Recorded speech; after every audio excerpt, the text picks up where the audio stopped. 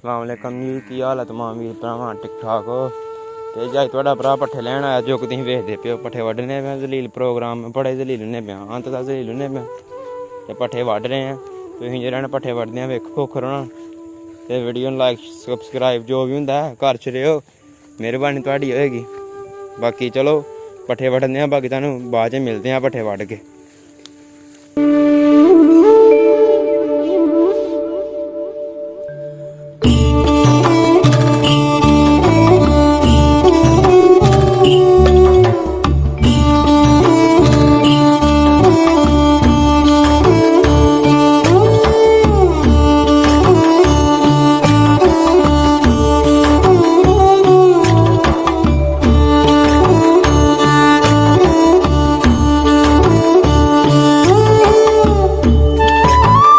वड्ढ ले हूँ चले डंगर लैन, जाने पे डंगर लैन ते उत्थे जाग तुहानूं मिलदे हैं जी।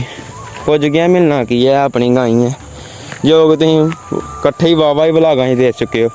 भरा मेरा भी चार थक गया वीडियो, कोई वीडियो वायरल नहीं हुई, उन्हें भी 2 साल मिहनत की कोई नहीं चली। हूँ असीं भी दलील होने आया बच्ची की बनदा साढ़े नाल ते बाकी चलो